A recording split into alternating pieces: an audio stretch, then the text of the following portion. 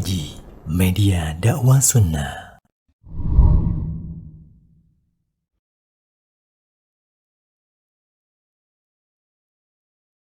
Bismillahirrahmanirrahim. Assalamualaikum warahmatullahi wabarakatuh.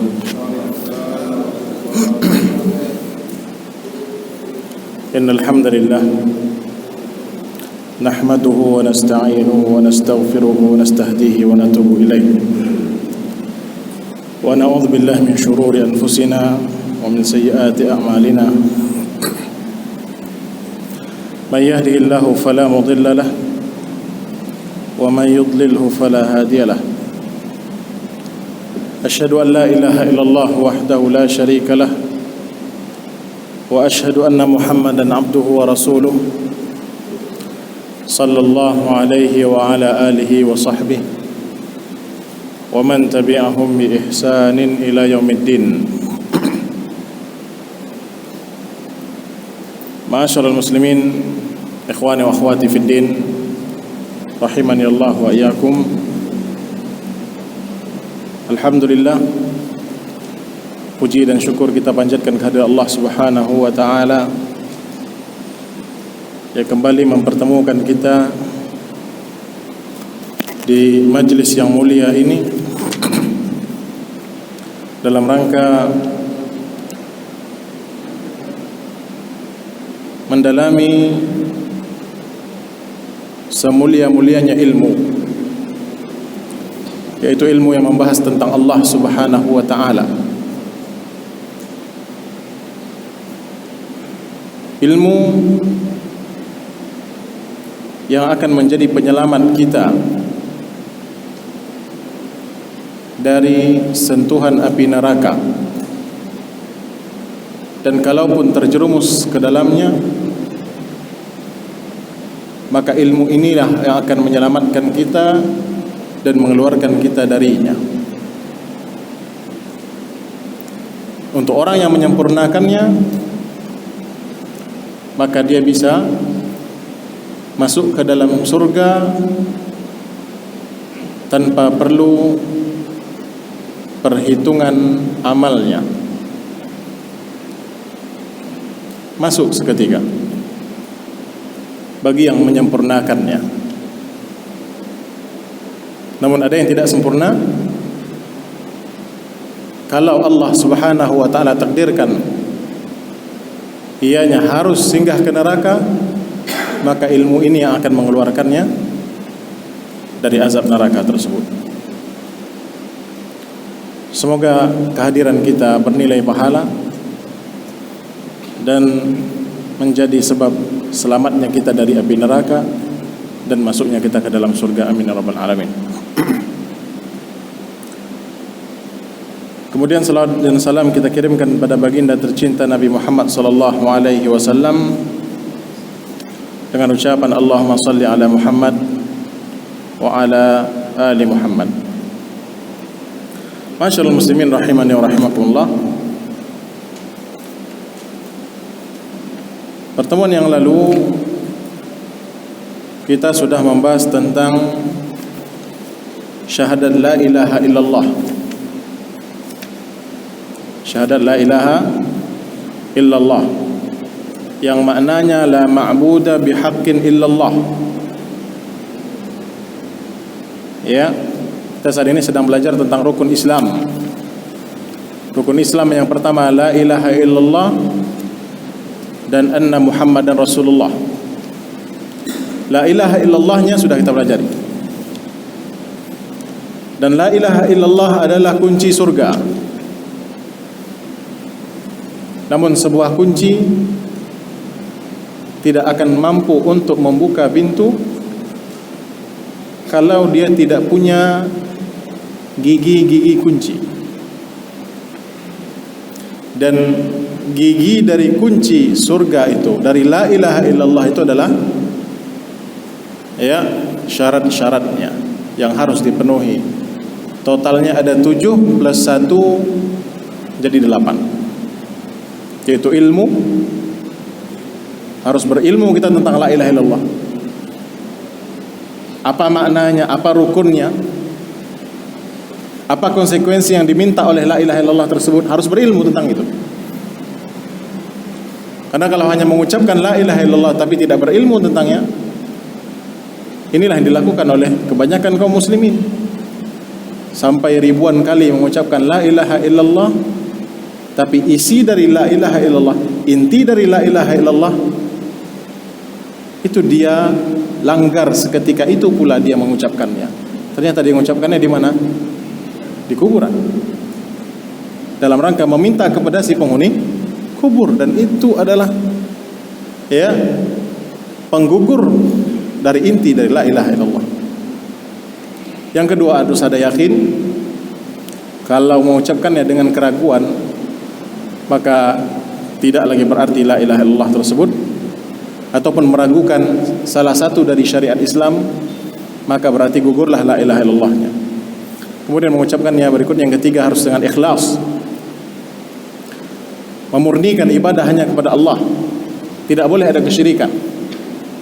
Mengucapkan la ilaha illallah tapi melakukan syirik, berarti ikhlasnya gugur. Kemudian yang keempat, sidq, jujur dalam mengucapkan la ilaha illallah. Kalau dia dusta dalam mengucapkan la ilaha illallah, maka dia seperti orang munafik, yang mana ucapan mereka berbeda dari keyakinan namun sesuai dengan kenyataan. Karena dusta ada tiga. Dusta orang yang mencari muka, itu terjadi perbedaan antara ucapan dia dengan kenyataan serta keyakinannya. Dusta yang kedua, dustanya orang munafik, yang ucapannya sesuai dengan kenyataan namun berbeda dari apa yang ia yakini. Dan dustanya orang bodoh, ucapannya tidak sesuai dengan kenyataan dan keyakinan. Orang jahil. Dan orang munafik, dia berdusta, apa yang dia ucapkan menyelisihi apa yang ia yakini, walaupun secara kenyataan dia mengamalkan la ilaha illallah. Dia sholat, dia berpuasa sebagaimana puasanya kaum muslimin, yang perempuannya juga berhijab sebagaimana berhijabnya kaum muslimin. Namun akan ada gerak-gerik tindak tanduknya yang akan dibuka oleh Allah Subhanahu wa taala, dan ini pasti diketahui oleh orang yang bertauhid, yang sensitif terhadap tauhid, bahwa ini orang ada indikasi. Namun intinya urusan hati tetap kepada Allah Subhanahu wa taala. Kemudian yang kelima, harus dibarengi dengan mahabbah, kecintaan. Yang keenam, inqiyad, berpegang teguh dengan la ilaha illallah tersebut, berpegang teguh terhadap syariat yang bagian dari la ilaha illallah tersebut. Kemudian yang terakhir, yang ketujuh, al-qabul, menerima syariat secara total, syariat la ilaha illallah. Lalu ditambah terakhir yang kedelapan, al-kufru bit-taghut, mengingkari dan kufur terhadap segala yang diibadati selain Allah.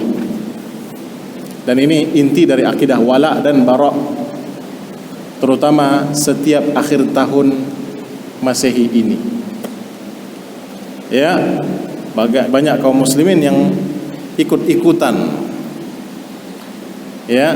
dengan acaranya orang kafir, yang jelas-jelas itu merupakan syiar mereka, jelas-jelas itu merupakan kekufuran mereka, tapi kita tidak mengingkarinya,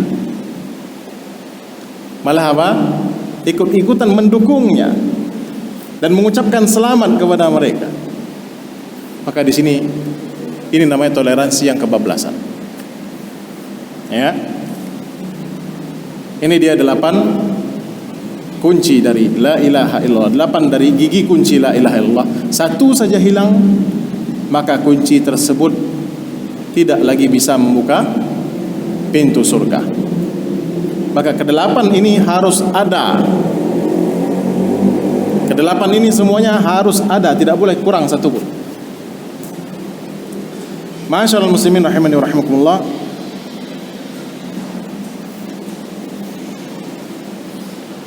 Rukun Islam yang pertama, ya, terdiri dari dua, syahadat la ilaha illallah yang pertama, dan yang kedua adalah syahadat anna Muhammadan Rasulullah. Dan ini yang insyaallah akan kita bahas di pertemuan kali ini, ya.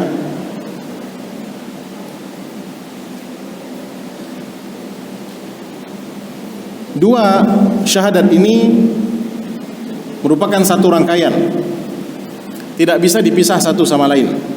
La ilaha illallah Muhammadan Rasulullah.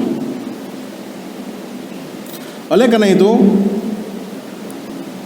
rukun dari potongan pertama la ilaha illallah, rukunnya adalah mengikhlaskan ibadah, memurnikan ibadah hanya untuk Allah. Itu dari la ilaha illallah. Dan rukun dari potongan kedua anna Muhammadan Rasulullah, rukunnya adalah kita mengikuti Rasul sallallahu alaihi wasallam dalam segala hal, ibadah, muamalah, akhlak, dan seterusnya. Tidak bisa sebelah-sebelah jahat. Ibadah oke, akidah oke, giliran muamalah afwan akhi terus, urusan apa? Urusan duitnya, urusan hutangnya afwan akhi, berarti enggak sesuai dengan sunnah Rasul. Rasulullah kalau mengajarkan kalau berhutang harus dibayar segera, jangan ditunda-tunda. Jangan sampai kita wafat dalam kondisi masih berhutang. Ya, ini mutaba'ah, mengikuti sunnah Rasul sallallahu alaihi wasallam secara total. Dan dalil yang berkaitan dengan syahadat Muhammad Rasulullah yaitu di surat At-Taubah ayat 128, Allah berfirman, laqad ja'akum, telah datang kepada kalian, rasulun min anfusikum, seorang rasul dari kalangan kalian.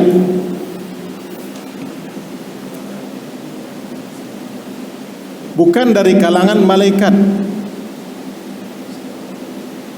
Karena kalau yang Allah utus Rasul itu dari kalangan malaikat, karena malaikat sebenarnya bisa juga menjelma menjadi manusia. Kalau Allah utus seorang Rasul, utusan Allah itu yang tujuannya adalah untuk mencontohkan bagaimana cara beribadah kepada Allah, kepada manusia, hamba Allah. Kalau Allah utus dari kalangan malaikat, maka manusia dengan mudahnya akan memberikan alasan. Setiap datang syariat pasti beli alasan. Lah itu kan engkau malaikat, kami kan manusia, beda dong, build-nya sudah berbeda, ya, material kita sudah berbeda. Engkau cahaya, kami tanah, tidak bisa. Maka manusia akan terus apa? Beralasan, mencari-cari alasan untuk menolak syariat, walaupun dia mampu melaksanakan syariat tersebut. Ya, makanya Allah katakan Allah tegaskan min anfusikum, dari kalangan kalian juga manusia, sesama manusia, sama makan, bisa tidur, perlu tidur, butuh makan, butuh tidur, menikahi perempuan, ya, bisa sakit, bisa mati juga, meninggal. Apa kata Allah Ta'ala? Innaka mayyitun wa innahum mayyitun. Engkau akan mati dan mereka juga akan mati, wahai Muhammad. Ya, ini makanya Allah tegaskan min anfusikum, itu dari sebangsa kalian. Ya, azizun alaihi ma anittum, sangat berat baginya apa yang menimpa kalian dari siksaan orang-orang kafir itu, gangguan orang-orang kafir. Harisun alaikum, selalu berusaha agar kalian bil mukminin, agar kalian beriman. Ya, harisun alaikum, selalu sangat mengayomi kalian dan memikirkan kalian, bahkan hingga akhir hayat beliau pun masih memikirkan umatnya, ummati, sampai akhirnya Allah yang menenangkan Rasul sallallahu alaihi wasallam, umatmu serahkan kepadaku, tugasmu sudah selesai. Ya, nah ini bil mu'minina raufur rahim, dan sangat menyayangi orang-orang yang beriman. Ya. Dan dalil-dalil tentang syahadat Muhammad Rasulullah ini sangat banyak. Baik itu dari Al-Quran, dari hadis, baik itu dalil mukjizat. Karena mukjizat adalah kejadian yang Allah tampakkan di hadapan seluruh hambanya untuk memperkuat penegasan bahwasanya Nabi Muhammad adalah utusan Allah. Wal bahirat, ya, kejadian-kejadian yang mana semua itu menunjukkan dan menegaskan kenabian dan kerasulan Nabi Muhammad sallallahu alaihi wasallam. Ya. Di antara ayatnya ini sudah kita bacakan tadi di surat At-Taubah ayat 128. Ya, ayat ini menunjukkan bahwasanya Nabi Muhammad sallallahu alaihi wasallam adalah utusan Allah. Dan Allah di ayat ini menjelaskan sifat-sifat Nabi. Beliau penyayang terhadap orang yang beriman, sangat ingin agar seluruh manusia beriman. Ya.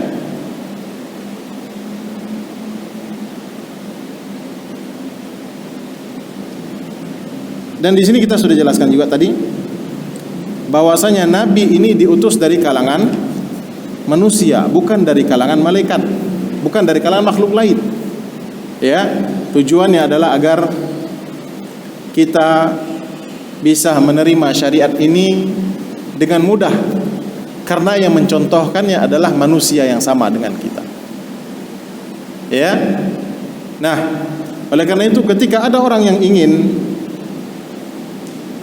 beribadah terus tanpa tidur, berpuasa terus, sholat terus tanpa tidur, puasa terus tanpa makan, dan beribadah terus tanpa menikah, maka Rasulullah pun marah. Karena tiga ini adalah tiga penanda kita adalah manusia. Dan Rasulullah menegaskan dia adalah manusia dan dia melakukan itu semua. Faman raghiba an sunnati walaysa minni. Barang siapa yang ingin mencari jalan selain jalanku, maka dia tidak termasuk lagi dengan umatku. Artinya apa? Telaga Kausar jadi haram untuknya. Telaga Kausar nanti di surga haram. Karena di dalam hadis Rasulullah sallallahu alaihi wasallam manggil umatku sini. Lalu tiba-tiba orang itu terhalang, tidak bisa mendekat. Dihalang oleh malaikat. Rasulullah pun mempertanyakan, kenapa dia dihalangi? Fa innaka la tadri madza ahdatsu ba'dak. Sungguh engkau tidak tahu wahai Muhammad apa yang telah dia perbuat inovasi dalam agama sepeninggalmu. Bid'ah apa yang telah dia buat? Yang baru. Ya. Maka konsekuensi dari anna Muhammadan Rasulullah adalah mutaba'ah, mengikuti jalan Nabi.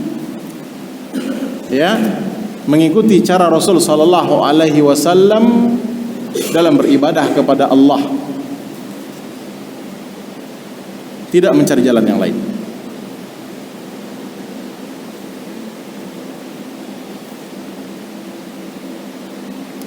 Kemudian ikhwani fiddin azanillahu wa ayakum, azizun alaihi ma'anittum,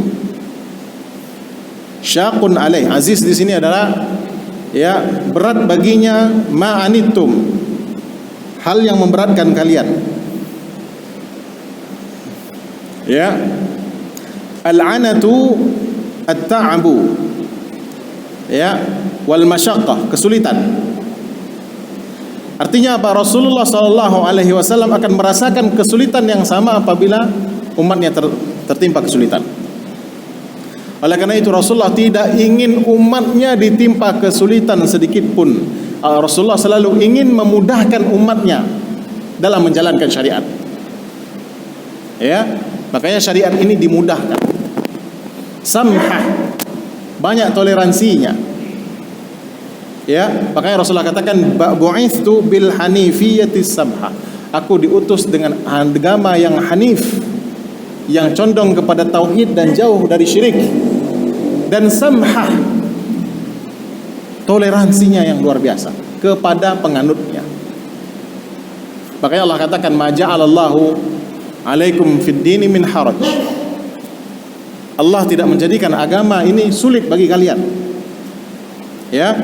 Dan Allah katakan lagi ma yuridullahu liyaj'ala alaikum min haraj. Allah tidak ingin menyulitkan kalian.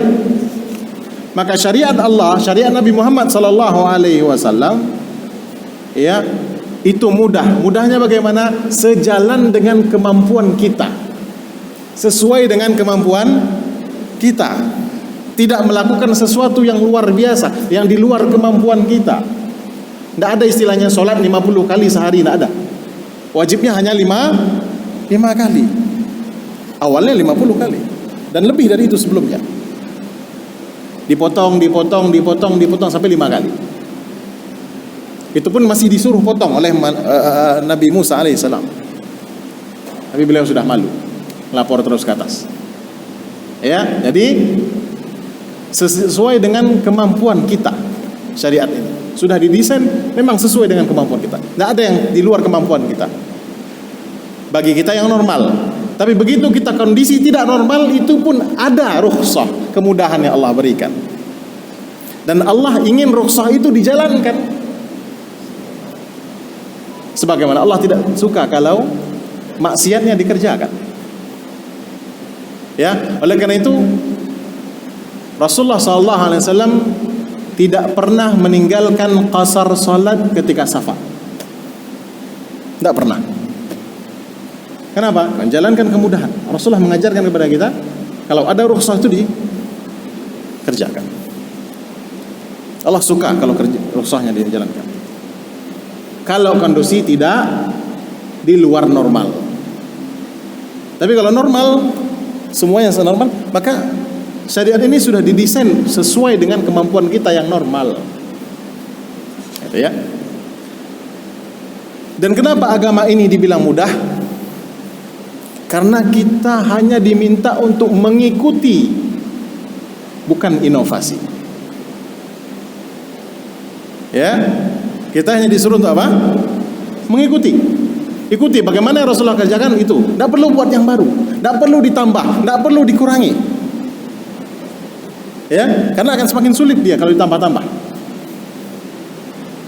Nah ini, ya.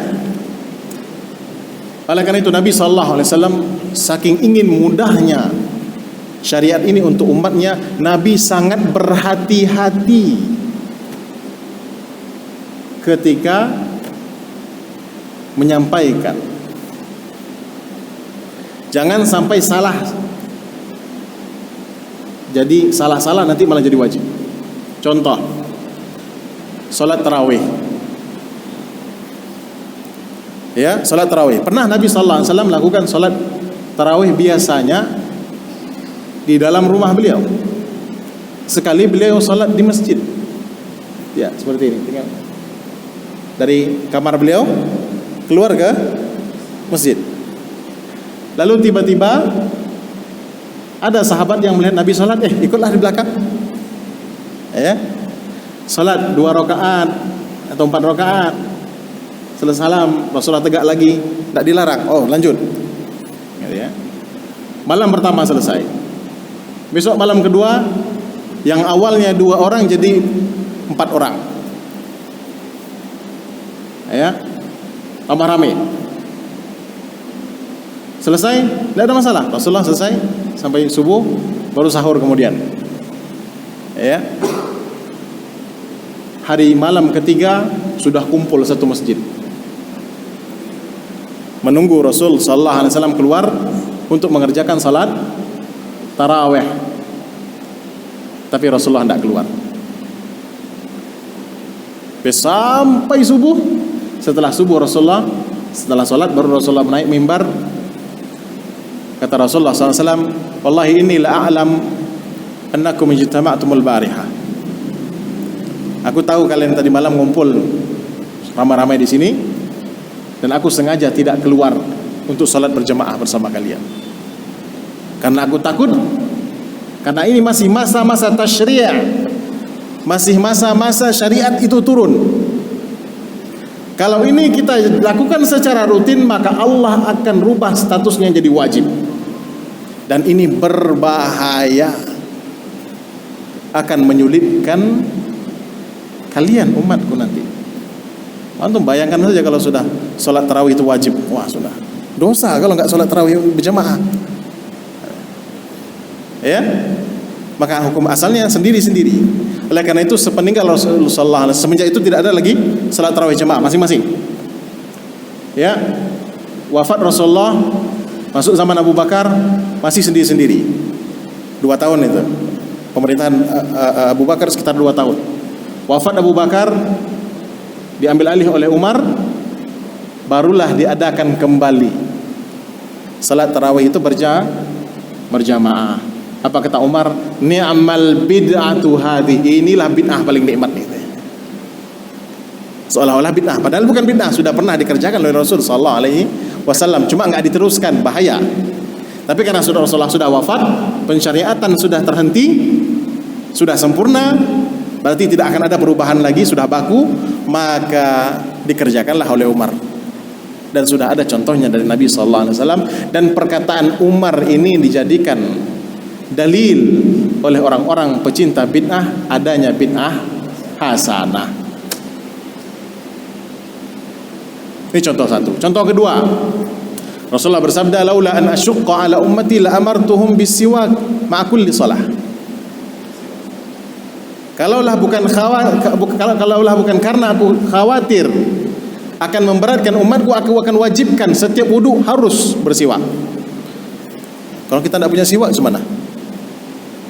Ya kan? Nah, ini contohnya. Dan banyak contoh-contoh lainnya. Rasulullah SAW ingin syariat ini mudah untuk umatnya, jangan sulit. Termasuk diantaranya hilal. Rasulullah beri contoh hilal dengan mata telanjang, tanpa harus peralatan, tanpa harus pakai hitung-hitungan. Nampak dia, puasa kita. Nak nampak dia, sudah lanjut. Tunda dulu puasanya sehari lagi, genapkan 30 hari. Begitu juga dengan waktu lebaran. Ya, muncul besok berarti lebaran. Kalau belum, sudah tambahkan 1 hari lagi, genapkan 30 hari. Semudah itu. Ya, dan jangan dipersulit. Oleh karena itu, Syekh Abbad hafizahullah ta'ala, di dalam penjelasan beliau tentang hadis nomor 8 dari hadis Arba'in Nawawi, beliau menjelaskan ada 2 metode ahlul fiqih, para fuqaha, dan metode ahlul hadis. Dan beliau sangat tidak suka dengan metode para fuqaha. Kenapa? Karena terlalu banyak membuat-buat teori yang belum tentu terjadi,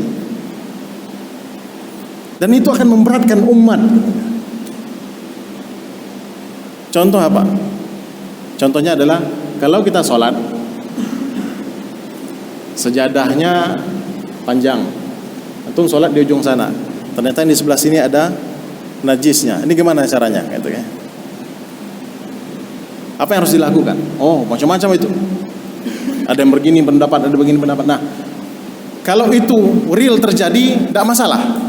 Yang jadi masalah adalah memperdebatkan sesuatu yang belum tentu terjadi. Dan ini akhirnya nanti akan memberatkan umat. Sementara ini bertentangan dengan konsep dasar Islam. Konsep dasar Islam samhah, mudah. Ini kenapa ya ulama-ulama Ahlus Sunnah itu banyak yang tidak bertaklid kepada mazhab tertentu. Taklidnya lebih kepada dalil, metodenya metode Ahlul Hadis. Makanya Syekh bin Baz ketika ditanya, apa mazhab kau wahai Syekh? Aku alhamdulillah sudah 40 tahun, waktu itu beliau menjawab masih hidup, ya, pakai mazhab Ahlul Hadis. Kalau enggak saya pakai Hambali. Tapi saya tidak mau pakai Hambali. Kenapa? Karena tidak semua yang ada di Hanafi itu harus ditaklidkan. Yang benar adalah betul metode belajarnya dengan mazhab, tapi harus kembali menta'zim memuliakan dalil. Ini harus didahulukan.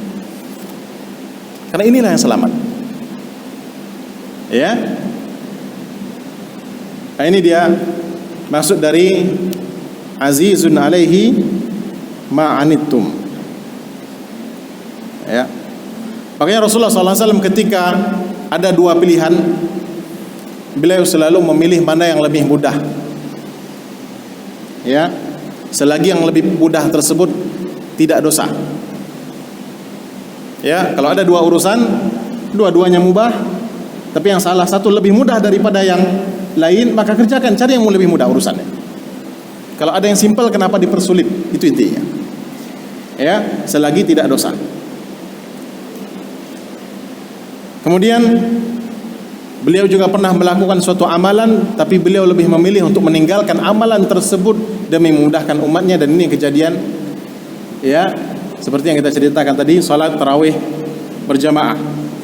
Beliau meninggalkan suatu amalan, ya. Sebenarnya beliau suka melakukan amalan tersebut, namun beliau tinggalkan amalan tersebut agar apa? Agar nantinya tidak memberatkan umatnya ketika itu nanti diwajibkan. Dan ini merupakan sifat beliau. Ya. Beliau tidak ingin menyusahkan umatnya, beliau ingin memudahkan syariat ini untuk umatnya, dan beliau bergembira apabila ada hal yang menggembirakan, ya, yang terjadi pada umatnya. Dan apabila seorang nabi seperti itu sifatnya, maka tidak heran lagi pasti kebaikan yang akan datang, ya, yang akan terjadi kepada umat tersebut. Kemudian harisun alaikum, haris bersungguh-sungguh, sangat ingin, ya, untuk memberikan hidayah kepada kalian, mendakwahi kalian, mengeluarkan kalian dari kegelapan, kesyirikan kepada cahaya tauhid. Oleh karena itu Nabi sallallahu alaihi wasallam rela menerima segala bentuk kesulitan demi menegakkan dakwah ini, bertaruh segalanya, harta, jiwa, raga, darah beliau, ya. Demi apa? Demi mendakwahi umatnya, mengeluarkan mereka dari kegelapan syirik menuju cahaya tauhid, ya.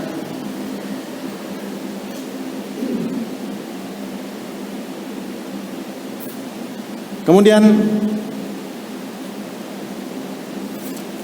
ma'asyiral muslimin rahimani wa rahimakumullah,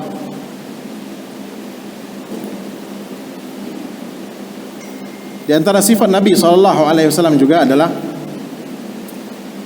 lemah lembut kepada orang-orang yang beriman. Nabi SAW orangnya tawadhu, tidak meninggi di hadapan sahabatnya, lembut ucapannya, ya, lembut ucapannya. Dan bertahannya para sahabat di sekeliling Nabi SAW karena sifat ini, ya. Makanya Allah katakan, walau kunta fazzan ghalidhal qalbi lanfaddu min haulik.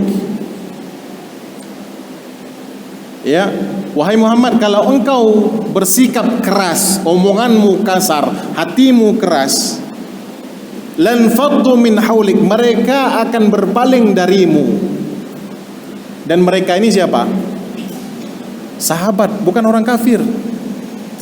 Kalau orang kafir jelas dari dulu lembut, pun Nabi Muhammad dia tetap akan berpaling karena kesombongan mereka, tidak mau menerima kebenaran. Tapi yang dimaksud ayat ini berpaling dari Nabi adalah para sahabat yang sebegitu kuatnya hati mereka menerima hidayah, tapi kalau akhlak Nabi tidak bagus, akhlak Nabi kasar, omongan Nabi kasar, hatinya kasar, sebentar-sebentar orang disingkirkan, sebentar-sebentar tidak sesuai sama saya, pergilah.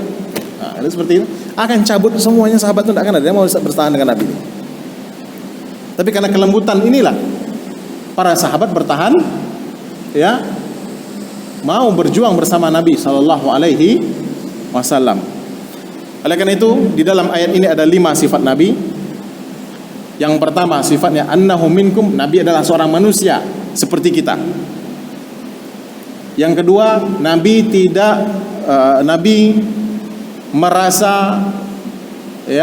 merasakan kesusahan apabila umat yang timpa kesusahan. Yang ketiga, Nabi SAW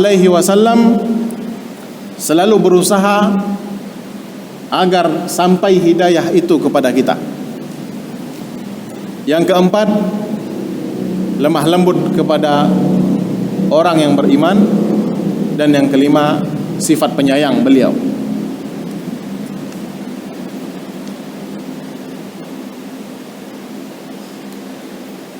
Kenapa dikhususkan orang mukmin kasih dan sayang kepada orang beriman? Karena Nabi SAW bengis terhadap orang kafir. Jangan dibalik sifat itu. Sama orang kafir lemah lembut, dijagain tempat ibadahnya. Sesama orang beriman dibubarin kajiannya. Sama orang kafir lebih lembut gigi daripada lidahnya. Kenapa? Ada sesuatu yang dikejar. Tapi kalau sesama muslim, langsung suzon, ini pasti mau minta pinjaman ini. Saya nampak kawan salam lembut-lembut sedikit mukanya, ini pasti langsung waspada dia. Jangan ikhwan, dahulukan husnudzan. Ya, memang satu sisi kita tidak bisa nyalahkan dia karena mungkin sudah trauma berkali-kali dia begitukan mungkin. Ya. Nah itu. Jadi ketika bersama orang-orang beriman, Nabi subhanallah luar biasa lembutnya. Tapi begitu berurusan dengan orang kafir, orang musyrik, Nabi begitu keras. Ya. Karena Nabi membenci orang yang dibenci oleh Allah subhanahu wa ta'ala. Dan ini juga perintah Allah subhanahu wa ta'ala, wahai para nabi, ya, jahidil kuffara wal munafiqin, perangilah orang-orang kufar dan munafik, waghluz alaihim, dan kasarilah mereka. Ya. Wa ma'wahum jahannam, kan tempat mereka adalah neraka jahannam. Wa bi'sal masir. Apalagi kalau sudah di medan perang, jangan ada kasih sayang, sudah habisi. Selesai perangnya baru kasihi sebagai tawanan perang. Begitu. Tapi kalau di medan perang atau ketika kita sedang berdakwah, mereka menghadang, kita lawan. Dan tentunya dengan perhitungan.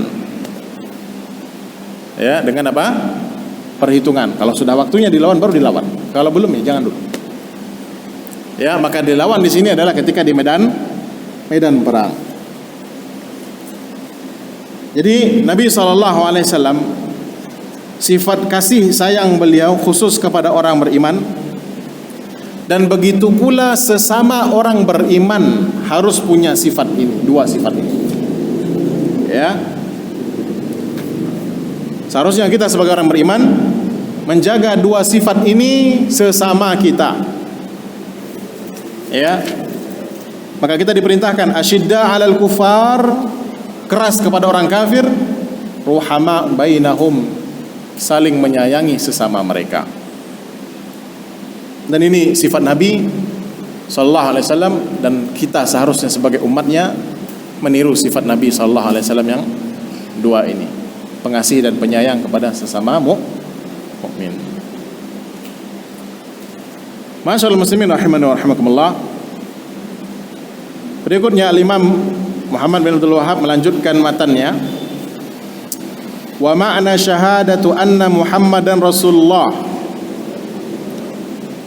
dan makna dari syahadat anna Muhammadan Rasulullah, ta'atuhu fima amara, mentaati perintah beliau, wa tasdiquhu fima akhbara, mempercayai berita yang beliau bawa, wajtinabu ma naha anhu wa zajara, dan menghindari serta menjauhi apa yang beliau larang dan peringatkan. Wa alla yu'badallahu illa bima syara'a, dan tidak beribadah kepada Allah kecuali dengan tata cara yang telah beliau syariatkan atau tetapkan caranya.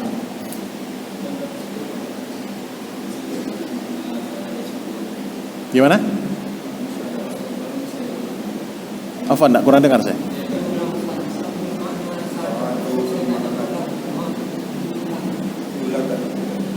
Kita ulangi. Ta'atuhu fima amara, mentaati apa yang beliau perintahkan.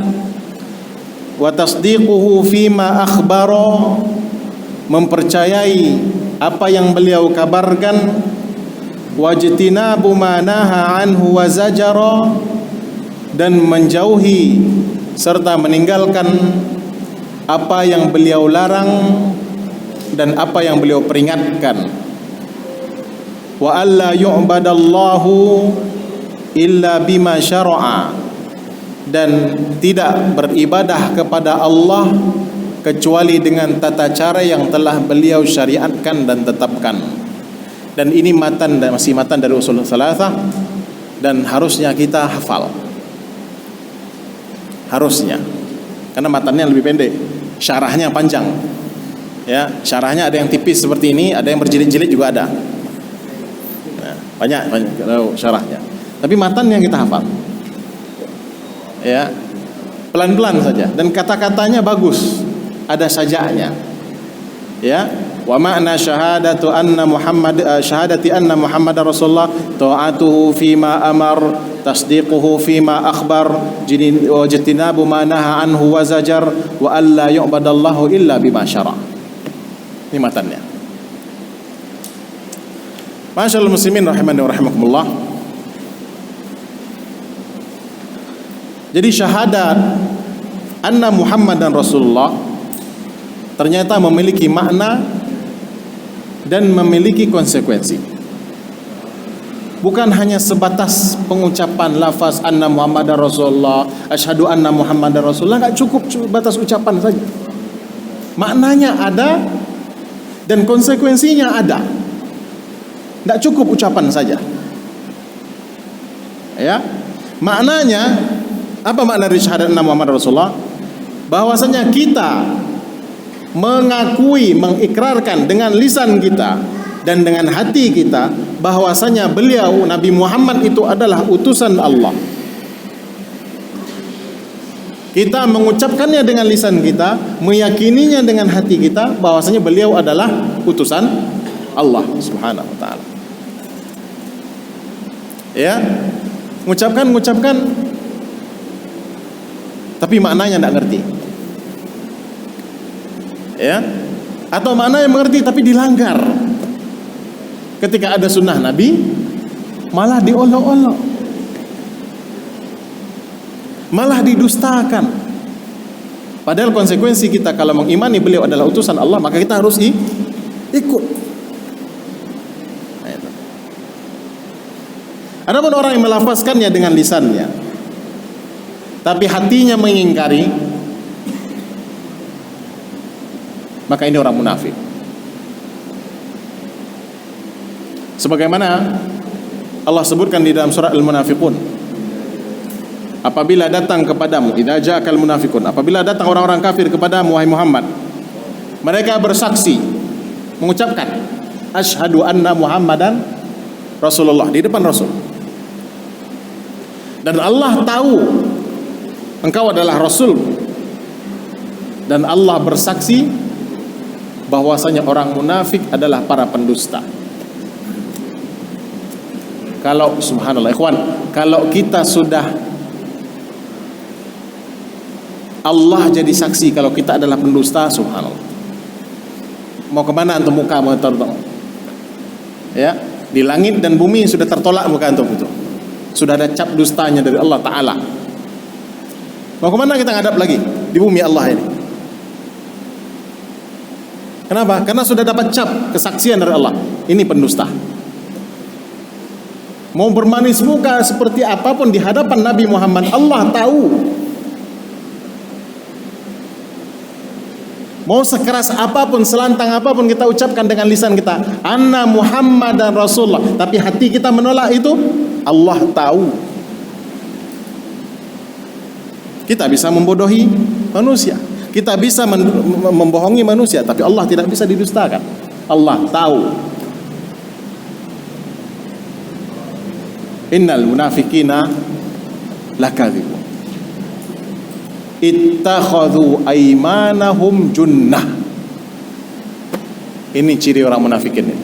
Selalu menjadikan sumpah mereka sebagai tameng.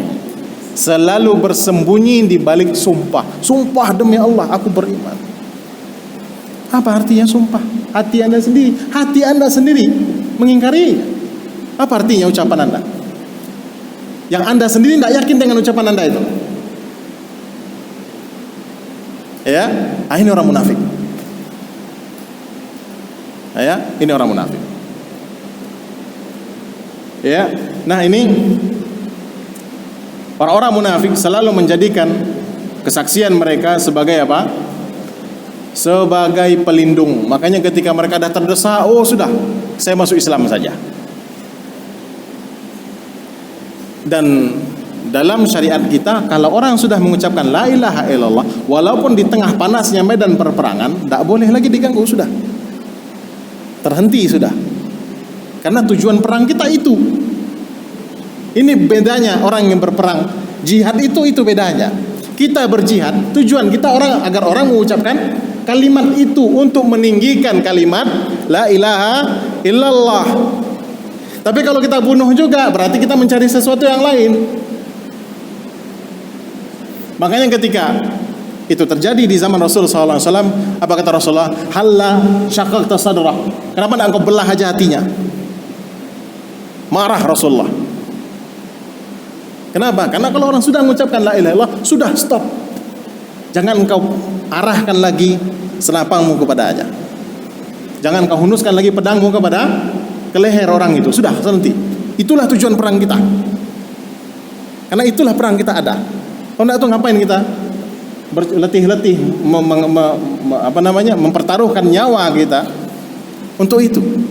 Tujuannya agar mereka mengucapkan la ilaha illallah. Kalau satu negeri itu sebelum kita serang sudah mengucapkan la ilaha illallah, selesai, tidak perlu ada urusan lagi. Habis sudah. Ya? Nah itulah tujuan tertinggi, puncak menegakkan kalimat la ilaha illallah melalui apa? Jihad. Bukan mencari hartanya, bukan untuk menaklukkan mereka, bukan untuk memperbudak mereka, enggak. Agar mereka mengucapkan la ilaha illallah. Kalau sudah aman. Kan itu perintah kepada Rasul. Aku diperintahkan uqatilan nas, untuk memerangi manusia sampai mengucapkan la ilaha illallah. Kalau sudah mengucapkan la ilaha illallah, sudah mengerjakan konsekuensi dari la ilaha illallah. Dia salat, dia apalagi sudah azan pula dikumandangkan di situ, maka tidak ada lagi namanya jihad di situ. Terus Anda ngebom ngapain? Jihad apa yang Anda gaungkan? Jihad apa yang Anda dengungkan? Anda berjihad di negeri yang menegakkan azan, yang mengucapkan la ilaha illallah. Jihad apa itu? Sementara jihad itu untuk menegakkan kalimat la ilaha illallah. Maka kalau kajian tauhid ini semarak di negeri ini, tidak ada radikalisme insyaallah. Ya. Nah, orang-orang munafik bertameng dengan ucapan la ilaha illallah dari lisannya tadi. Tapi hatinya mengingkari seluruhnya.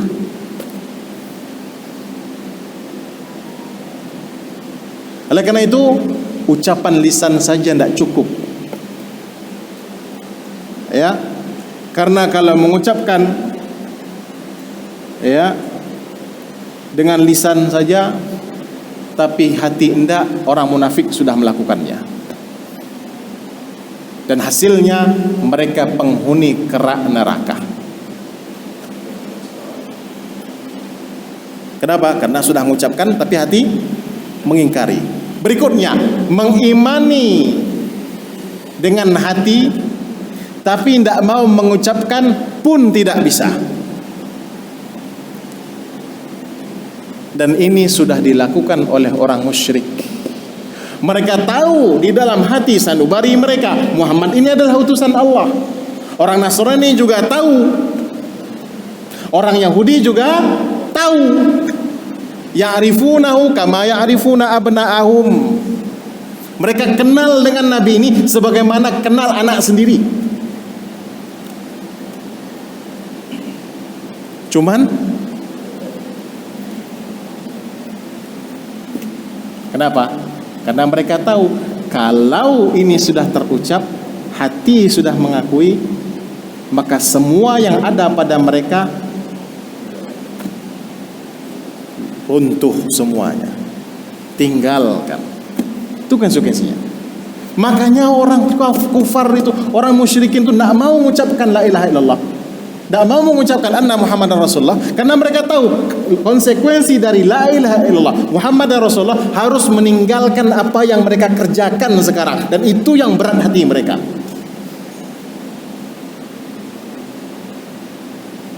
Itu artinya apa? Orang kafir itu dahulu kala lebih ngerti makna la ilaha illallah, konsekuensi dari la ilaha illallah Muhammadar Rasulullah, daripada orang muslim kita zaman sekarang. Mengucapkan beribu-ribu kali la ilaha illallah Muhammadar Rasulullah, di waktu yang sama dia mengerjakan bid'ah dan kesyirikan bersamaan sekaligus, sambil mengucapkan itu. Ini karena kejahilannya. Jadi mengucapkan tapi mengingkari di hati, munafik. Mengetahui, mengakui dalam hati, tidak mau mengucapkan, orang kafir semua.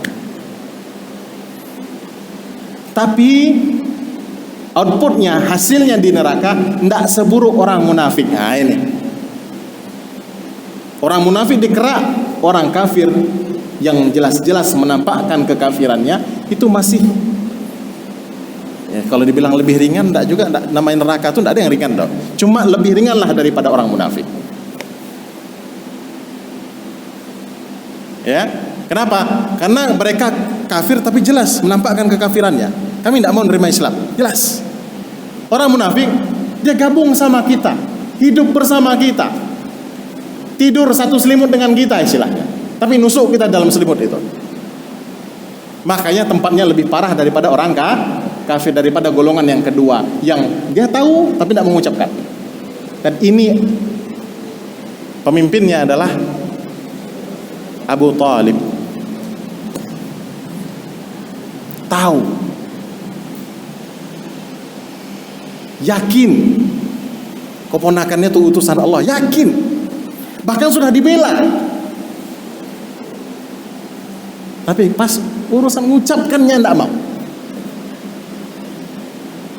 Akhirnya apa? Ya masuk neraka. Tidak bisa diselamatkan. Ya, tidak bisa diselamatkan. Jadi kondisi yang pertama adalah orang yang mengucapkannya tapi hatinya mengingkari. Kondisi yang kedua, meyakininya di hati tapi tidak mau mengucapkannya. Ini juga tidak bisa. Ya. Maka hati mereka mengakui risalah Nabi. Ya. Kata Allah Ta'ala di surah Al-An'am, "Qad na'lamu innahu la yahzunuka alladhi yaqulun." Kami telah mengetahui ya Muhammad, sungguhnya penolakan mereka terhadap syariatmu, apa kata-kata yang mereka ucapkan kepadamu wahai Muhammad, itu membuatmu menjadi sedih. Fa innahum la yukadzibunak. Mereka tidak mendustakanmu. Mereka tahu jauh di dalam lubuk hatinya mereka mengakuimu, tidak mendustakanmu wahai Muhammad. Tahu engkau itu benar. Ya, walakinna zalimina bi ayatillah yajhadun. Tapi mereka juhd. Apa? Mengingkari atau apa namanya? Tidak mau tunduk. Ya, melawan terhadap perintah Allah Subhanahu wa taala. Dan begitu juga ada yang penyebabnya adalah hasad.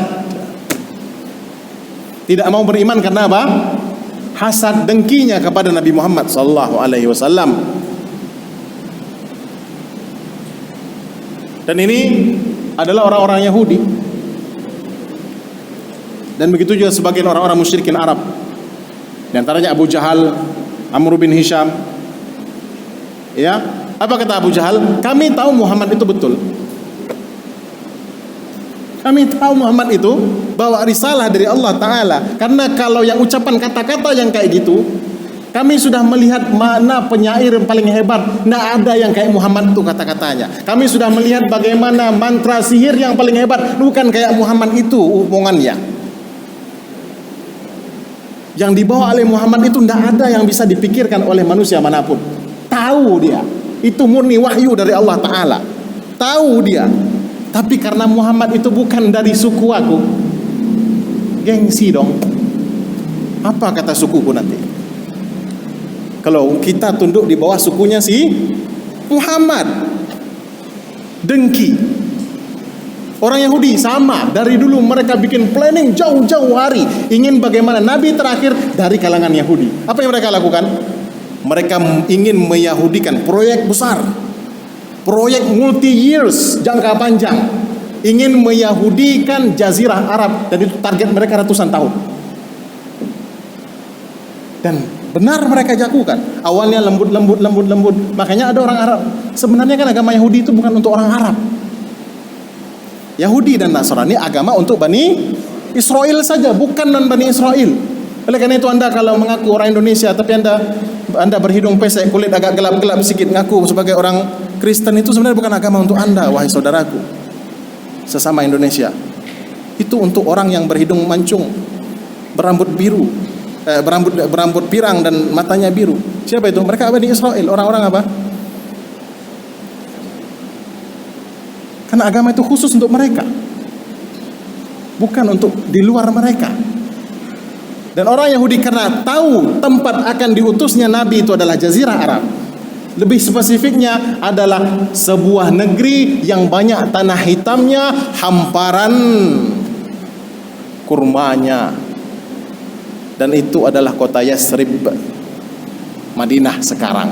Tahu mereka. Kenapa? Ya'rifunahu kama ya'rifuna abna'ahum. Mereka kenal sebagaimana kenal anak sendiri. Tahu di mana akan diutusnya, tahu dia dari mana lahirnya, nanti akan kemana.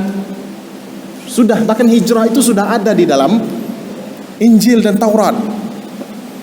Akhirnya mereka buat proyek multi years untuk meyahudikan Jazirah Arab. Dan itu semakin kencang dengan dapat dukungan dari seorang raja di Yaman yang bernama Dzunafar. Yang awalnya lemah lembut sekarang pakai tangan besi. Karena punya apa? Sudah ada backing kekuasaan. Yang tidak mau penggal. Demi apa? Demi proyek meyahudikan Jazirah Arab, agar nanti kalau sudah semua Yahudi, pasti mau tidak mau Nabi yang akan diutus itu dari kalangan Yahudi. Itu makar mereka. Dan ikhwan, kalau Yahudi yang menguasai dunia katanya sekarang, itu tidak heran karena sudah dari dulu. Sejak ribuan tahun yang lalu mereka sudah punya bermain dengan ingin mengendalikan dunia, itu sudah lama. Tidak heran lagi. Ya. Sampai akhirnya Dzunafar ini ya memerintahkan Yahudian satu Jazirah Arab dengan tangan besi, suku-suku Arab yang tidak mau dipenggal. Sampai akhirnya ketika mereka mengepung kota Najran. Kota Najran ini sudah beragama Nasrani sebelum itu. Dan mereka adalah Ashabul Ukhdud yang ada dalam surat Al-Buruj. Ya. Akhirnya melaporkan kepada Imperium Romawi. Romawi mengirimkan perintah kepada Najasyi. Bukan Najasyi zaman Nabi, tapi kakeknya. Najasyi mengirimkan dua panglima besarnya, Abrahah dan Arnaut, untuk memerangi Raja Dzunafar ini. Dan akhirnya berhasil mereka perangi, mereka bunuh, dan kerajaannya diambil alih oleh dua panglima ini. Dan akhirnya nanti panglima itu jadi satu, tinggal Abrahah saja karena anak dibunuh oleh Abrahah. Inilah kenapa nanti di kemudian hari Nabi mengirim utusan da'i ke negeri Yaman. Siapa? Mu'az bin Jabal. Innaka ta'ti qauman min ahlil kitab. calon-calon jemaahmu wahai Muaz nanti itu semuanya ahlul kitab, baik Yahudi atau Nasrani. Kok bisa? Nah itu ceritanya, itu sejarahnya. Kenapa? Karena ketika di zaman Raja Zunafar jadi Yahudi semua, begitu datang Abraha sebagian jadi Nasrani, sebagian jadi Yahudi. Makanya Yaman itu sudah jadi ahlul kitab sebelum Nabi mengirim utusan berdakwah ke sana. Orang Yahudi tahu, ya, Nabi itu tahu, mereka kenal. Kenapa mereka tidak mau beriman kepada Nabi? Dah datang lagi, wah datang disambut. Karena mereka gengsi. Karena sejak awal-awal dulu mereka selalu membangga-banggakan di hadapan penduduk Aus dan Khazraj yang ada di kota Yathrib ketika itu. Kami akan kedatangan Nabi akhir zaman. Begitu Nabi itu datang, kalian semua kami bantai. Begitu terus diulang-ulang oleh mereka. Dan mereka selalu bermain di dua kaki. Di sini dipanasin, di sini dipanasin, tempur. Dan itu mereka lakukan sepanjang sejarah, bahkan sejarah perang dunia pertama, kedua, mau ketiga, keempat besok pasti ada andil mereka. Hanya sejarah yang berulang, ikhwan. Nah, bertempur berdua itu nanti dipotong pasokan suplainya, di sini dihabisi, di sini dihabisi. Akhirnya dua-duanya sama-sama mati. Tidak ada. Yang satu jadi arang, yang satu jadi abu. Tidak ada yang menang. Begitu terus. Sampai datang Nabi SAW ke Madinah, dan ketika itu ekonomi masih dikuasai oleh orang Yahudi. Lalu Nabi bertanya kepada para sahabat, aina suqukum, mana pasar kalian? Tuh, indal Yahud. Apa kata Nabi? Nah, bikin pasar baru, tegakkan syariat Islam di situ. Akhirnya ekonomi kaum muslimin kuat. Kembali lagi, mau ingin ekonomi kita kuat, kembali ke ekonomi Islam. Ya, intinya apa? Semuanya kembali ke syariat Islam, kembali ke anna Muhammadan Rasulullah. Makanya kata Umar, kita kaum a'azzanallahu bil Islam. Kalau kita cari kemuliaan dengan selain Islam, Allah akan hinakan kita. Ini. Jadi orang Yahudi tahu Nabi Muhammad itu benar, tahu Nabi Muhammad itu adalah utusan Allah, tahu yang dibawa oleh Nabi itu adalah wahyu dari Allah, tahu yang mengantarkan wahyu itu adalah yang dulu mengantarkan wahyu kepada Nabi Musa alaihi salam, si Jibril ini. Tapi mereka tetap tidak mau beriman. Hasadan min indi anfusihim. Hasad, dengki, gengsi. Mereka lebih mendahulukan kesombongan dirinya dibanding apa? Syariat Allah.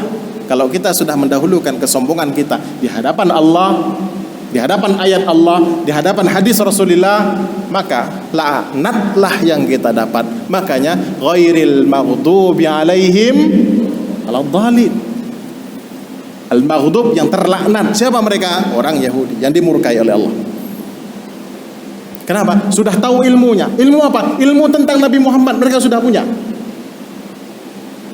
tapi nggak mau mengamalkan. Begitu orang yang selama ini disebut-sebut itu datang, diajak untuk beriman, tidak mau. Sudah punya ilmunya tapi tidak mau mengamalkan. Ini orang Yahudi. Masyaallah muslimin rahimani wa rahimakumullah. Begitu juga Abu Lahab dan Abu Jahal. Ya, Abu Jahal maksudnya. Kenapa tidak mau beriman kepada Nabi Muhammad? Karena bukan dari suku dia. Gengsi dong, saya kepala suku. Tahu kenapa gelar Abu Jahal apa? Nama asli dia diberi gelar oleh teman-teman gengnya Abul Hakam. Apa tuh? Si paling bijaksana. Itu julukan gengnya. Si paling bijaksana. Tapi Rasulullah rubah jadi Abu Jahal, si paling. Karena apa? Kesombongannya. Tidak mau tunduk di bawah perintah Allah Subhanahu wa ta'ala. Ya. Falyad'u nadiyah, kata Allah. Biar Abu Jahal itu panggil gengnya. Sanad'u zabaniyah. Dia nanti datang gengnya, kita panggil zabaniyah. Cukup satu Zabaniyah ngadapin. Siapa yang Zabaniyah? Malaikat penjaga neraka. Habis itu semua. Ya, jadi Abu Jahal biasa ngumpul sama gengnya. Itu kalau belajar sirahnya, subhanallah. Itu penggerak individu, influencer untuk melawan Rasul sallallahu alaihi wasallam itu 2 orang. Abu Jahal 1, Umar bin Khattab 1. Ya. Begitu satu runtuh, maka seketika mulai, dulunya gerakannya individu, sekarang jadi gerakan berjemaah. Akhirnya itulah gerakan di mana usaha mereka terang-terangan bersatu seluruh bersekutu seluruh kabilah untuk membunuh Nabi Muhammad SAW. Akhirnya ini sudah tidak mungkin lagi, barulah Allah perintahkan untuk berhijrah. Itulah penanda awal 1 Hijriyah. Ya. Masyaallah muslimin rahimanahumullah. Ya. Abu Talib juga seperti itu. Abu Talib, ya, bahkan sampai bersenandung dengan syair yang isi dari syairnya adalah mengakui bahwasanya yang dibawa oleh keponakannya adalah kebenaran. Bahwasanya keponakannya adalah betul-betul utusan Allah. Dan tidak ada cacat dari sisi akhlak sejak kecilnya. Subhanallah. Nabi Muhammad itu tidak pernah cacat akhlak sejak kecil. Sejak kecil. Kelihatan berbeda dari anak yang lain. Antum kalau baca sejarah Nabi Muhammad SAW, silakan. Ya, mau kakeknya, mau Abu Jahal, mau Abu Lahab, semua mengakui bahwasanya Al-Amin. Ya. Cuman karena Muhammad ini miskin, ujung-ujungnya harta, ujung-ujungnya jabatan, ujung-ujungnya nasab. Lu anak siapa? Ya, karena Nabi Muhammad anak yatim, maka adatnya orang Quraisy menghinakan anak yatim. Ya, makanya anak yatim punya tempat tersendiri di hati Rasulullah sallallahu alaihi wasallam. Nah, Abu Talib paman Nabi sallallahu alaihi wasallam juga tahu, mengakui dengan hatinya bahwasanya Nabi Muhammad adalah utusan Allah. Akan tetapi yang menghalanginya adalah omongan kaumnya, takut omongan yang buruk. Gengsi juga kembali. Ya. Apakah dia akan meninggalkan agama Abdul Muttalib, yaitu agama mengibadati berhala? Artinya apa? Seluruh orang-orang Quraisy mengakui kenabian Nabi sallallahu alaihi wasallam di hati mereka, di hati. Tapi pengakuan di hati saja tidak cukup, harus diiringi dengan ucapan lisan dan harus tercermin dari perbuatan. Itulah iman yang sesungguhnya. Karena iman itu terdiri dari 3 unsur ini: pengakuan di hati, ikrar dengan lisan, dan cerminan dengan perbuatan. Kalau 3 ini tidak ada, 1 saja kurang, tidaklah dia disebut sebagai iman. Kemudian kondisi yang ketiga, tidak cukup hanya mengucapkan dengan lisan dan mengakuinya dengan hati, tapi tidak dengan amalan. Karena seperti kita sebut tadi, 3. Tiga-tiganya harus ada. Butuh yang ketiga, yaitu mengikuti ittiba. Dan ittiba ini dengan perbuatan tentunya. Ya, makanya Allah katakan falladzina amanu bihi, dan orang-orang yang beriman kepada Muhammad, kepada Rasul ini, wa azzaruhu, mengagungkannya, wa nasaruhu, menolongnya, artinya dengan perbuatan, wattaba'un nural ladzi unzila ma'ah, dan mengikuti cahaya petunjuk yang ada pada Muhammad tersebut, barulah dia dapat predikat ulaika humul muflihun. Mereka itulah orang-orang yang beruntung, yang menang. Jadi nggak cukup cuma beriman saja, harus ada ya iman tadi kan dengan lisan dan hati tadi, kemudian harus dibarengi dengan nasaruhu wattaba'u, menolong Nabi, menolong sunnah Nabi. Kalau ketika hidup menolong Nabi, dan ini yang dilakukan oleh para sahabat, menolong dakwah Nabi sallallahu alaihi wasallam, melindungi Nabi, dan bahkan menolong Nabi sallallahu alaihi wasallam di dalam peperangan-peperangan terjadi. Adapun kita kita menolong sunnah Nabi. Dan cara menolong sunnah yang paling besar adalah apa? Dengan diamalkan. Itulah cara menghidupkan sunnah. Karena sunnah itu kalau dia tidak dihidupkan dia akan mati. Dan kalau sunnah sudah mati pasti ada datang penggantinya. Apa itu? Bid'ah. Begitu sudah. Kalau sunnah tidak ditegakkan pasti yang terjadi akan bid'ah. Jadi cara untuk mematikan bid'ah, di samping kita mengingatkan kalau itu adalah bid'ah, kita tegakkan sunnahnya. Yang sunnahnya yang benarnya kita perlihatkan kepada masyarakat. Kita hidupkan. Agar apa? Agar masyarakat mulai terbiasa, oh ini sunnahnya begini, terus dan terus dan terus dan terus. Akhirnya apa? Lama-lama yang bid'ah ini akan tersingkir. Tapi kalau sunnahnya tidak kita hidupkan, cuma ngomong saja, ini bid'ah, peringatkan saja, nggak mau dia. Ya, contohnya apa? Contoh simpelnya saja jilbab lah. Ingat tahun 80-an, katanya zaman-zaman itu masih sangat minim orang yang berjilbab, itu aneh. Tapi dengan kita tegakkan, lama-lama hidup dia. Ya, sampai akhirnya orang yang bercadar pun sesuatu yang sudah biasa. Dulu, oh ngeri itu. Jangan, ini bahaya ini. Ajaran mana ini? Ini bukti apa? Kalau sebuah sunnah kita tegakkan, maka dia akan hidup di tengah masyarakat. Dan banyak lagi sunnah-sunnah lain yang ternyata banyak ditinggalkan. Contohnya apa? Sunnah pakai sendal dalam masjid. Aneh kan? Kenapa aneh? Karena tidak pernah ada yang mengerjakan lagi. Mati dia. Sunnah mengucapkan salam, menyebarkan salam, mulai ditinggalkan. Ya, dan banyak sunnah-sunnah lagi kita hidupkan dia dengan cara diamalkan, dan itu disaksikan oleh kaum muslimin. Akhirnya dia menjadi sesuatu yang lumrah, dia akan hidup. Kalau enggak, maka bid'ah terus yang akan bertahan di situ. Ya, makanya tidak cukup hanya mengimani, mengucapkan, tapi tidak berbuat apa-apa. Tegakkan sunnah itu. Ya, tolonglah Nabi SAW dengan cara menghidupkan sunnah. Ya.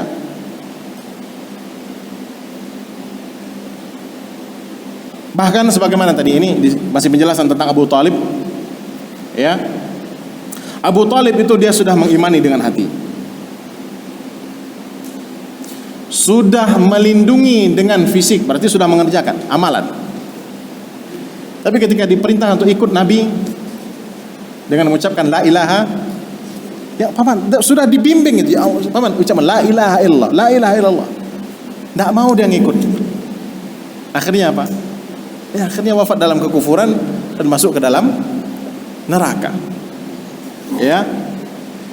Oleh karena itu, kenapa Syekh Muhammad bin Abdul Wahhab mengatakan makna dari syahadat la ilaha illallah adalah ta'atuhu fima amar. Ini didetilkan oleh beliau. Ya. Mengikuti atau mentaati perintah beliau, mempercayai berita yang beliau bawa, menjauhi larangan beliau, dan jangan sampai kita beribadah kepada Allah kecuali dengan tata cara yang disyariatkan atau diajarkan oleh beliau. Masyaallah muslimin dan muslimat rahimakumullah.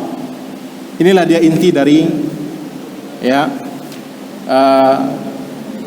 syahadat anna Muhammadar Rasulullah. Maknanya nanti kita akan bahas tentang satu persatu apa maksud dari taat, apa maksud dari tasdik, mempercayai, kemudian meninggalkan larangan beliau. Insyaallah itu di pertemuan yang akan datang biidznillah taala. Kita cukup sampai di sallallahu alaihi Muhammad wa ala alihi ajmain. Ada pertanyaan? Silakan.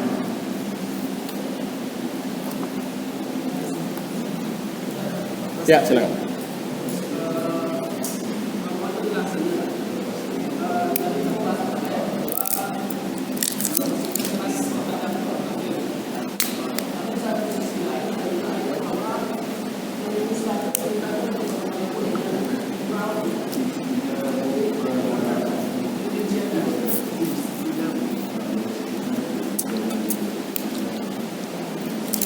Ya.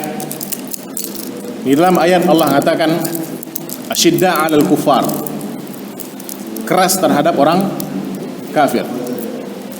Tapi di ayat lain Allah merintahkan Nabi Musa. Tidak. Al-Quran juga Allah katakan, "Faqula lahu qawlan layyinan." Ucapkan kepada mereka perkataan yang lembut. Dan ini tidak bertentangan. Perlemah lembut ketika kita menyampaikan dakwahnya, tapi keras ketika kita mendapatkan perlawanan. Ya, artinya perlawanan kita lawan, harus kita lawan. Tak boleh kita biarkan. Tidak boleh kita bertoleransi dalam hal akidah. Dalam apa? Dalam akidah kita tidak boleh bertoleransi. Itu maksudnya. Tidak ada kata toleransi. Lemah lembut di sini kan toleransi tadi. Membiarkan sesuatu. Kalau ada kekufuran ya kita cegah. Kita dakwahi. Nah, ketika proses dakwahnya harus dengan ucapan yang lemah lembut. Nyatu dia. Ya. Tapi kalau kita melihat sebuah kekufuran di depan mata, jangan kita berlemah lembut dengan itu. Harus segera diberantas.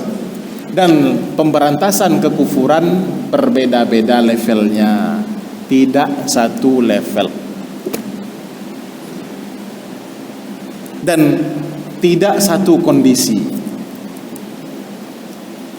Kalau terjadi dan statusnya yang melihat kekufuran itu adalah kita masyarakat sipil biasa, maka yang kita lakukan prinsip melawan kemungkaran yang telah Rasulullah ajarkan. Man ra'a minkum mungkaran falyughayyirhu biyadihi. Pertanyaan pertama, rubah dengan tangan, tidak bisa dengan lisan, tidak bisa dengan hati.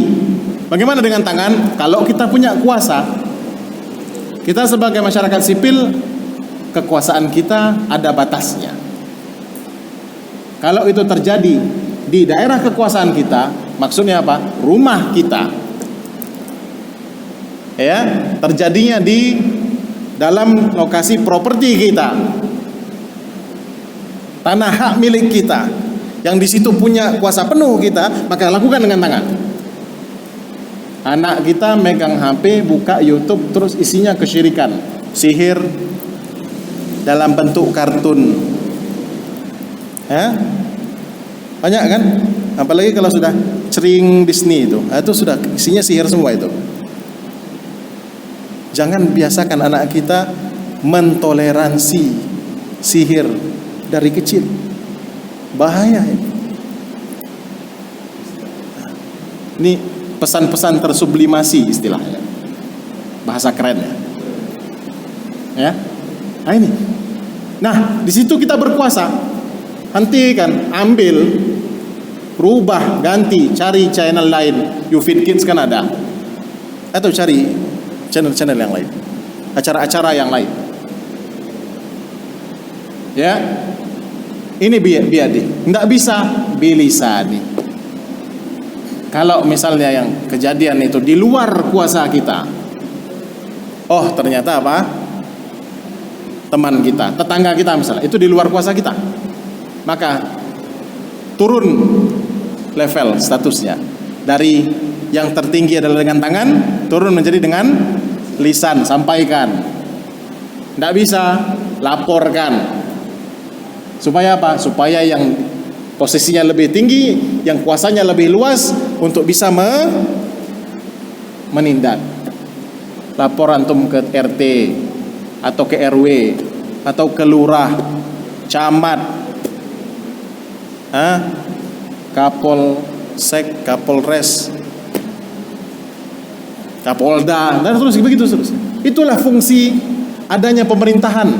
Inti dari fungsi pemerintahan apa? Menegakkan amar ma'ruf nahi mungkar. Itu intinya. Itu intinya.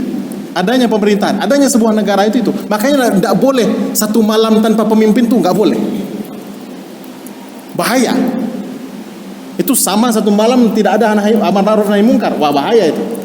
Karena inti dari pemerintahan adalah menegakkan amar ma'ruf dan nahi mungkar. Itu berhenti. Ya. Nah itu. Ada bisa juga, barulah kita wabi qalbi. Kenapa? Karena yang melakukannya adalah orang di atas. Ingkari sudah. Kalau Anda punya bisa ngomong. Ya, atau kita lihat, sampaikan kepada orang yang bisa menyampaikan. Ketua MUI misalnya. orang-orang kemenak misalnya yang bisa nyampaikan. Tolong, ini bahaya. Dan alhamdulillah itu terjadi di negeri kita. Ketika Bapak pimpinan Presiden kita pernah meresmikan bagian dari wisata kita adalah wisata khamar, bereaksi seluruhnya kan. Alhamdulillah, ini bukti bahwasanya keimanan masih ada di negeri kita. Antum tahu Turki resmi legal prostitusi dan miras.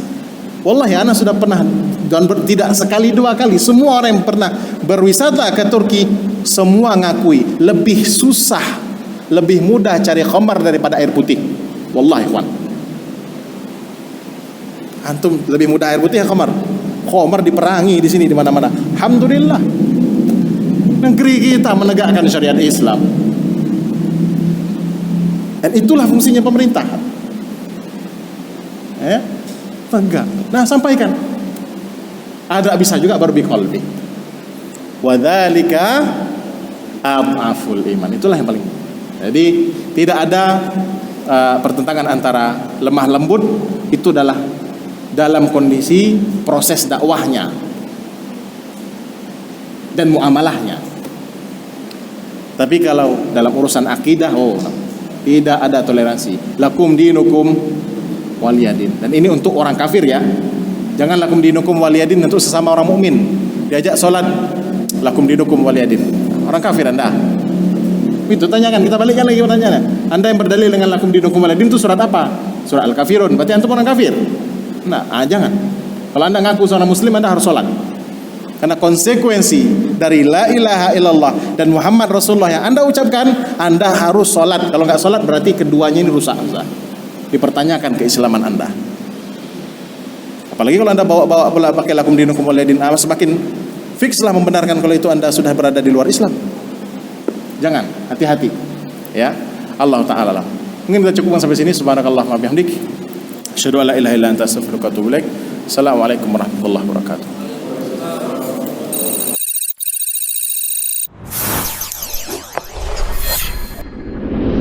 Bengkalis Mengaji, media dakwah sunnah.